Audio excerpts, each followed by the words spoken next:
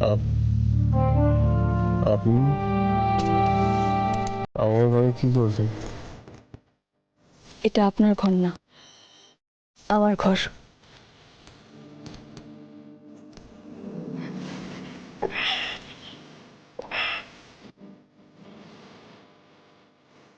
আপনি আমাকে এই ঘরে কেন নিয়ে এসছেন? How dare you! চুপ। মাথাটা কাটলো কি করে? সারা রাত কোথায় ছিলেন আপনি? আর কি অবস্থায় বাড়ি ফিরেছেন? বাড়িতে এত গুরুজন আছেন, ওনাদের সামনে এই অবস্থায় বাড়ি ফিরতে আপনার লজ্জা করলো না? দেখুন, আপনি কিন্তু চুপ। আজ আপনি একটা কথা বলবেন না। বেশ করেছি আমি আমার ঘরে আপনাকে নিয়ে এসেছি। আপনি চিৎকার চেঁচামেচি করলে কিন্তু কুকলি ছুটে আসবে। সেটা ভালো হবে কি? কুকলি তার বুড়ো ছেলেকে এই অবস্থায় দেখলে সেটা নিশ্চয়ই সম্মানের হবে না। আপনি তো সবসময় আমাকে বলেন আমি নাকি গুগলিকে ঠিক শিক্ষা দিতে পারি না। আর যদি গুগলি আপনাকে এই অবস্থায় দেখে, ও কি শিখবে বলুন তো?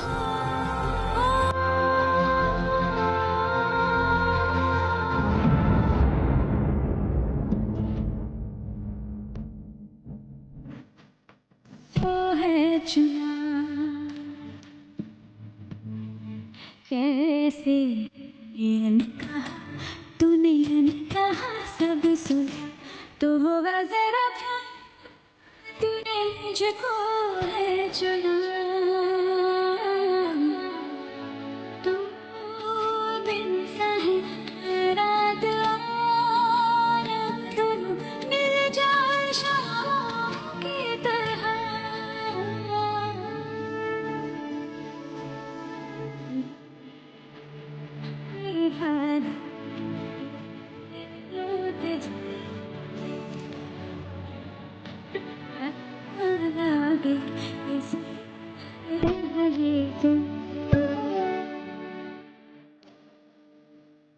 তোরা ইন্দ্রর স্ত্রী। ইন্দ্রর স্ত্রী কোথায়? সে আর নেই মিতুল, মারা গেছে।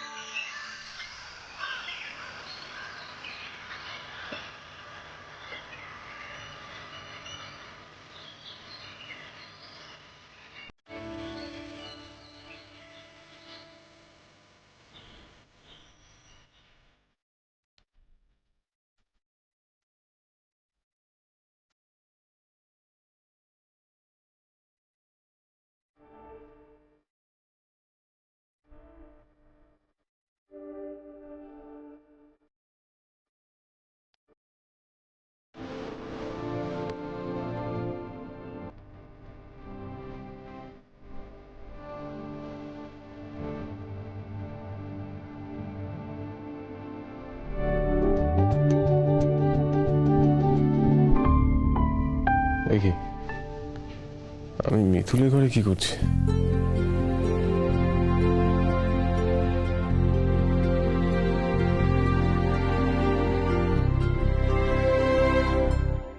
যাক, ঘুম ভেঙেছে তাহলে। এখন আপনি ঠিক আছেন তো? আমি আপনার ঘরে এসে শুনলাম কি করে? আমার ক্ষমতা ছিল না সিঁড়ি দিয়ে তুলে আপনার ঘরে আপনাকে নিয়ে যাওয়ার। আমার ঘরটা আগে পড়ে, তাই আমি এখানে এনে শুইয়ে দিয়েছি। হোয়াট? শুইয়ে দিয়েছেন মানেটা কি? কাল রাত্রের কথা আপনার কি কিছুই মনে নেই? আপনি তো নেশা করে বাড়ি ফিরেছিলেন। হাঁটা তো দূরের কথা, দাঁড়ানোর মতো ক্ষমতা ছিল না আপনার। তাই আমার ঘরে এনে আমি শুইয়ে দিয়েছিলাম। না, আপনি আমার পারমিশন না নিয়ে। পারমিশন দেওয়ার মতো অবস্থা ছিল না আপনার। ঠিক আছে, এরপর থেকে আমার পারমিশন ছাড়া আপনি কিছু করবেন না, বুঝতে পেরেছেন? ক্লিয়ার আপনার কাছে? দাঁড়ান, আপনার সঙ্গে আমার কথা আছে। কি কথা?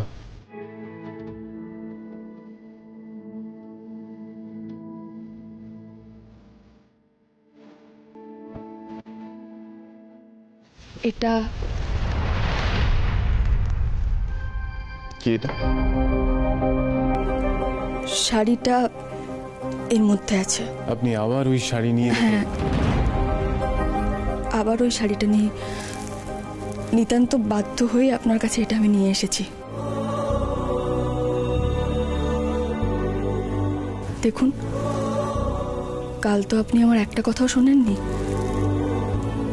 আজ দয়া করে আমাকে বলার সুযোগ দিন। আমি কিন্তু নিজের থেকে শাড়িটা পরিনি ইন্দ্রবাবু। দেখুন, আমি শাড়ি নিয়ে আর কোনো কথা বলতে চাই না, বুঝতে পেরেছেন? আমি জানি আপনি এই বিষয় নিয়ে কথা বলতে চান না, কিন্তু ইন্দ্রবাবু আপনি বিশ্বাস করুন, আমার কোনো উদ্দেশ্য ছিল না শাড়িটা পরার। আমি আমি ভেবেছিলাম আপনি হয়তো আমাকে এই উপহারটাই দিয়েছেন, তাই আমি পড়েছিলাম। আপনি যদি ভেবে থাকেন যে আপনার স্ত্রী হওয়ার লোভে আমি এই শাড়িটা পরে আপনার সামনে দাঁড়িয়েছিলাম, আপনি ভুল ভাবছেন। মিতুল নিজের জায়গাটা খুব ভালো করে বোঝে ইন্দ্রবাবু। অধিকার ছিনিয়ে নেওয়ার মেয়ে মিতুল নয়। আমি জানি আপনি শুধুমাত্র গুগলির জন্য আমায় বিয়ে করেছেন, আর এই কথাটা আপনি এতবার আমায় বলেছেন যে এই কথাটা আমার মাথায় গভীরভাবে গেঁথে গেছে। মানে এরপর যদি কোনোদিনও আপনি স্ত্রী হিসেবে আমাকে স্বীকৃতি দেনও, আমি বিশ্বাস করতে পারবো না। দেখুন বলে আপনি কিন্তু দয়া করে আমাকে শেষ করতে দিন ইন্দ্রবাবু। দেখুন, ছলনা করে আপনার কাছাকাছি আসার কোনো ইচ্ছে নেই আমার। আজ আপনাকেও একটা কথা জেনে রাখতে হবে, আমি ছলনা করতে ভালোবাসি না। আমার যা বলার হয়, যা করার হয় আমি মুখের ওপর বলি। আমার মধ্যে কোনো ভান নেই। আর কাল ঋষিমুনির মুখে সবটা শোনার পর তো থাকার কথাও না।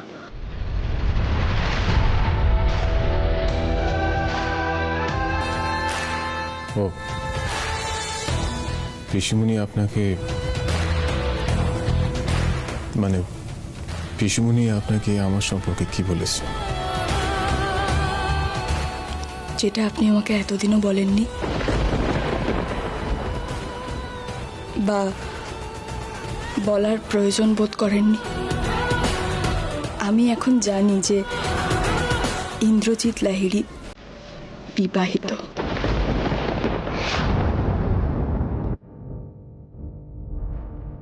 হ্যাঁ, এটা আপনাকে আগেই বলা উচিত ছিল, কিন্তু সেরকম কোনো সিচুয়েশন হয়নি, তাই বলা হয়নি। আই হোপ আপনি এবার বুঝতে পেরেছেন আমি ঠিক কোন কোন জিনিস থেকে নিজেকে দূরে রাখতে চাই।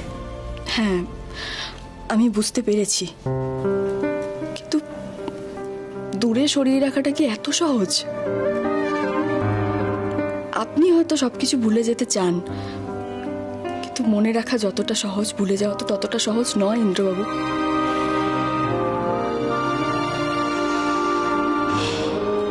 আপনি নিশ্চিন্তে থাকতে পারেন। মিতুল আর যাই হোক লোভী নয়। মিতুলের স্কুলের শিক্ষাটা একটু কম হতে পারে, কিন্তু চরিত্রের শিক্ষাটা খুব কড়া। আমি যেমন আপনার ঘরে দখলদারি দেখাইনি, সেরকম আপনার মনেও কোনোদিন দেখাবো না। এটুকু ভরসা আপনি আমাকে করতেই পারেন।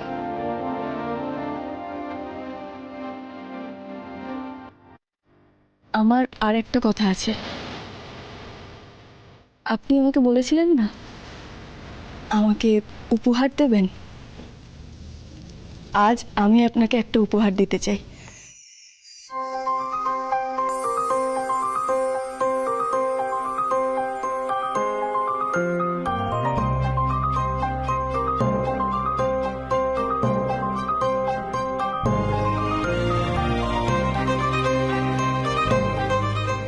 যে আপনার উপহার।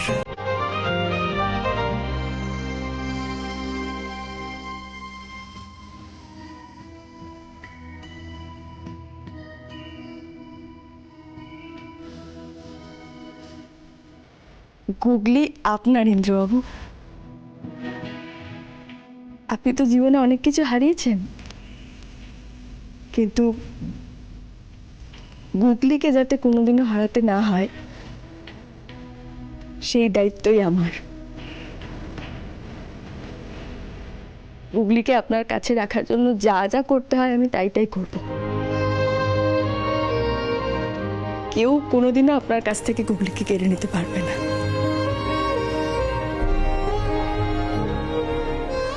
এটা মিতুলের প্রমিস।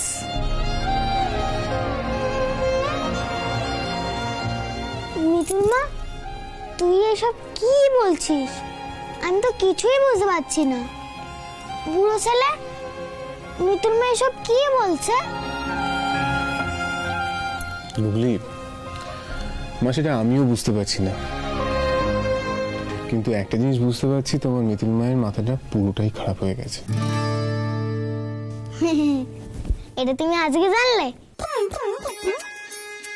আমি তো অনেকদিন আগে থেকেই জানতাম। তবে রে, হ্যাঁ কি জানিস তুই? আমার মাথা খারাপ হয়ে গেছে। গুগলি মা, এখানে আর থাকে না, তুমি রেডি হয়ে নাও। আমি আর তো মিতুল মা গিয়ে তোমাকে স্কুলে ড্রপ করে আসবো। ঠিক আছে।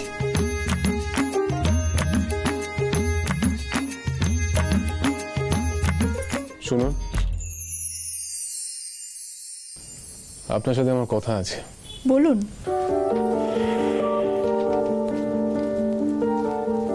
আপনি তখন বলছিলেন না আপনি ওই শাড়িটা নিজে থেকে পরেননি, কেউ আপনার ঘরে গিয়ে শাড়িটা রেখে দিয়ে এসছে।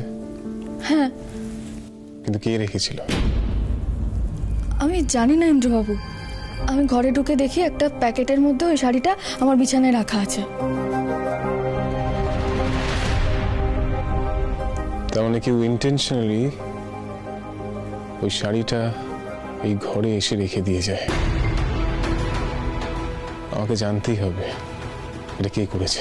দাঁড়ান, আমি চাই না এটা নিয়ে আর কোনো কথা হোক ইন্দ্রবাবু। কথা তো হতেই হবে মিতুল। অশান্তি বাঁধানোর জন্য যে এই কাজটা করেছে তাকে তো সামনে আসতেই হবে। বাইরের কেউ তো এই কাজটা করতে পারে না, নিশ্চয় বাড়ির কেউ এই কাজটা করেছে। আমাকে জানতেই হবে আমার ইমোশন নিয়ে কে এই খেলাটা খেলছে। থাক না ইন্দ্রবাবু, এটা নিয়ে জলঘোলা করে তো আর কোনো লাভ নেই। যে কথা আপনাকে কষ্ট দেয়, আপনার মনের ক্ষতকে জাগিয়ে তোলে, সেটা নিয়ে না আলোচনা করাই ভালো। এমনও তো হতে পারে যে ওটা কেউ ভুল করে আমার ঘরে রেখে গেছিল, আর যদি ভুল করে নাও হয়, ইচ্ছাকৃতও হয়ে থাকে, তাহলে তাকে আমি খুঁজে বার করব। কিন্তু আপনাকে আমি এর মধ্যে আর ঢুকতে দেব না। না মিতুল, আমাকে এটা জানতেই হবে কে এটা। ইন্দ্রবাবু,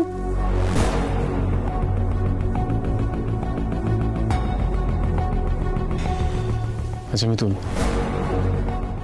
আপনি একটা কথা বলুন তো, এত কিছুর পর আপনি গুগলিকে আমার হাতে তুলে দিলেন কেন? কেন আপনি বললেন গুগলিকে আমার কাছ থেকে কেউ কেড়ে নিতে পারবে না? আপনি এটা করে কি আমার কাছে মহান সাথে চাইছেন? আপনি আমাকে জিজ্ঞেস করছেন তো কেন আমি গুগলিকে আপনার হাতে তুলে দিলাম? কারণ আমি এখন সত্যিটা জানি। আমি জানি আপনি গুগলিকে কেন এতটা ভালোবাসেন। আপনার মনে আছে, আমি এর আগেও আপনাকে অনেকবার জিজ্ঞেস করেছিলাম যে কেন গুগলির প্রতি আপনি এত পাগলামো করেন। আপনি আমাকে বলেননি। আপনি যদি আগেই আমাকে সত্যিটা বলতেন, তাহলে অনেক আগেই আমি এই কাজটা করতাম। গুগলিকে আপনার হাতে তুলে দিতাম। ইন্দ্রবাবু, আমি জানি আপনার জীবনে অনেকটা জায়গা ফাঁকা হয়ে আছে। সবটা পূরণ করার মতো ক্ষমতা আমার নেই, কিন্তু গুগলির আছে। তাই আমি গুগলিকে আপনার হাতে তুলে দিতে পেরে শান্তি পেয়েছি।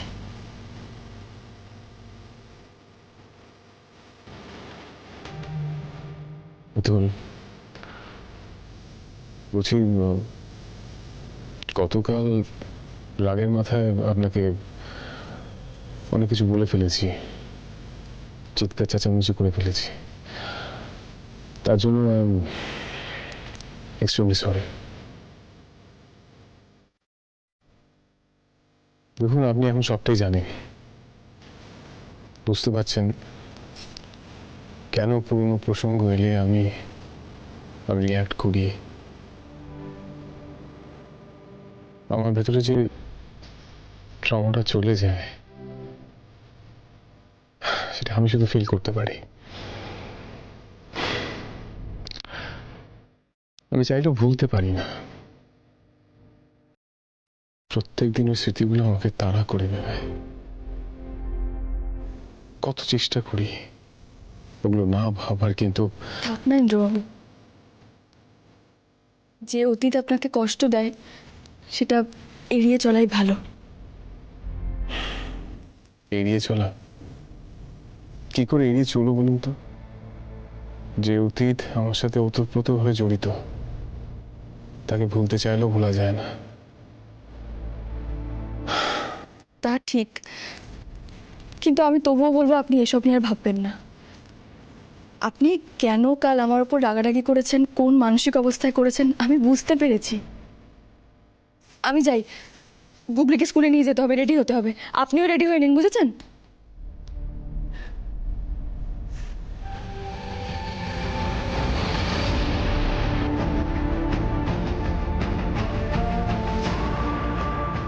আমার বিশ্বাস কেউ ইচ্ছা করে শাড়িটা এই ঘরে রেখেছিল আমাকে ট্রমাটাইজ করার জন্য, কিন্তু বাড়ির কেউ এটা কেন চাই? এত বড় একটা কাণ্ড করলাম, এরপরে তো ইন্দ্রর মিতুলকে ঘাড় ধরে একেবারে বের করে দেওয়া উচিত ছিল। তবু মেয়েটা বেঁচে গেল। উঠে বরের সেবা যত্ন করে একেবারে ঘাঁটি গেড়ে বসলো। তোমরা এই কথাগুলো আমাকে কেন শোনাচ্ছ?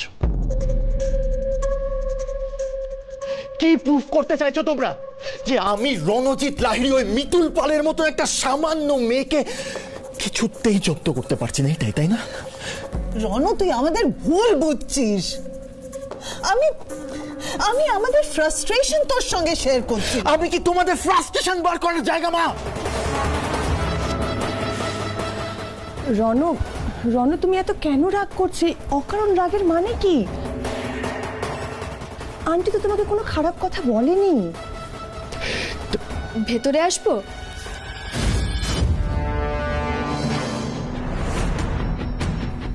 হ্যাঁ, এসো।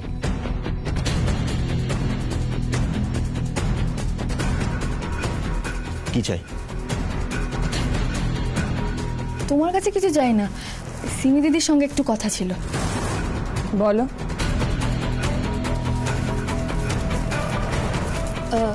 সিমি দিদি, সরস্বতী দি বলছিল তুমি নাকি গুগলির আঠাটা নিয়ে এসেছো গুগলির টেবিল থেকে। ওটা না ওর স্কুলে লাগবে, একটু দেবে গো? ঠিক আছে, আমি দিয়ে দেবো, তুমি যাও।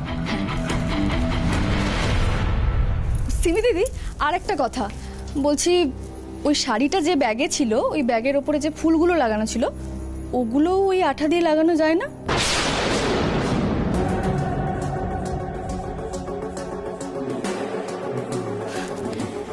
এমনি বলছিলাম, তুমি আঠাটা দিয়ে যাও কিন্তু। হ্যাঁ, আসি।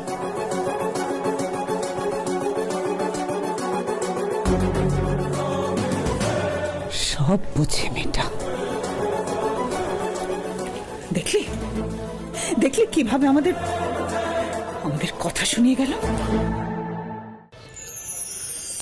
বলছি, গুগলিকে তো স্কুলে দিয়ে গেলাম, আপনি এখানে থাকুন, আমি একটা কাজ ছেড়ে চলে আসছি। হ্যাঁ, আমি এসে নিয়ে যাবো কিন্তু।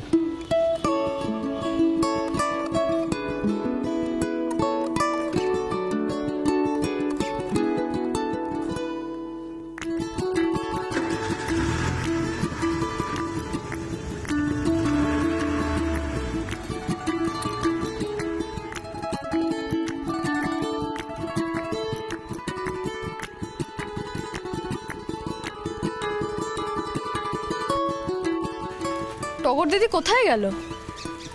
এখনো আসছে না কেন? কতদিন তো টগর দিদির সঙ্গে দেখাই হচ্ছে না।